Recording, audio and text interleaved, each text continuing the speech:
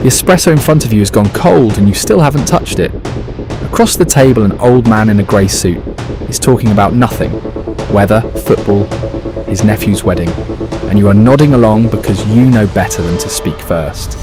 This is your life now. Every word measured. Every silence a message. You started as nobody, and nobody gets to talk until somebody decides they've earned the right. You are an associate, and this is the bottom rung.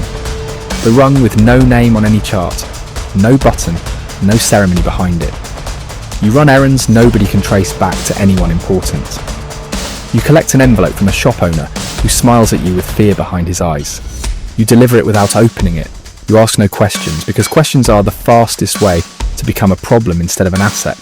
You are watched constantly, tested in ways you won't understand until later. Loyalty here isn't a feeling, it's a currency, and you spend it every day just by showing up, staying quiet, and doing exactly what you're told without needing to be told twice. You learn the map of the neighbourhood the way other people learn a language. Which corners belong to who? Which shopkeepers pay tribute? Years pass or they don't, depending on how useful you prove to be. And eventually you're made. It's a small ceremony, a pricked finger, a burning photograph, words older than the building you're standing in. You're a soldier now, and for the first time you have a rank instead of just a rumour. But the weight doesn't lift, it changes shape. Now you're expected to bring in money on your own, to run your own small piece of the operation, and to answer for it personally if it comes up short. Your days are a rotation of collections, meetings in the backs of social clubs, and long stretches of waiting that most people would call boring, but you call staying alive. You keep 2 phones, one for your mother, one for everyone else, and you change the second one more often than you change your shoes. You learn to speak in half sentences on that phone, because you know somewhere, someday, someone is listening, and you'd rather sound paranoid than sound guilty. You climb, or don't. Most soldiers never move past this rank. And that's not failure, that's just the shape of the pyramid. But if you're smart and lucky in the right order, you become a Capo. Now you have soldiers of your own beneath you, a small crew that answers to you the way you once answered to someone else. The money gets bigger. So does the exposure. You spend less time on the street and more time in rooms, negotiating splits, settling disputes before they become headlines, deciding who gets protected and who gets sacrificed. Loyalty flows down easier than it flows up.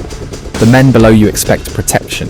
The men above you expect results, and you live in the space between those two expectations.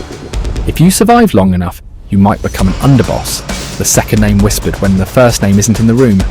You are the buffer now, the layer of insulation between the top and every piece of business that could put him in a courtroom.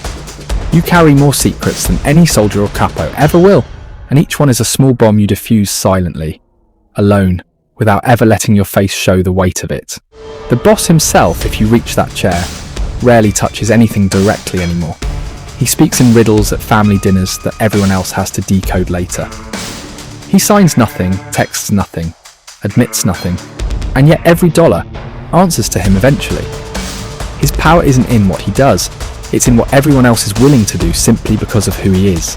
But here is the part the movies leave out, true at every rank, from the associate carrying an envelope to the boss who carries nothing at all. You are never actually safe, not for one single day. The higher you climb, the further you fall, and the more people are quietly waiting for the moment you slip. Every rank is a different flavour of the same fear, dressed in better suits the further up you go. The espresso in front of you is still cold.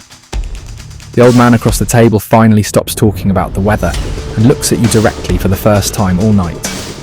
This is the moment every rank arrives at, where the small talk ends and the real conversation begins. And whichever chair you're sitting in when it happens, you already know there's no walking away from the answer you're about to give.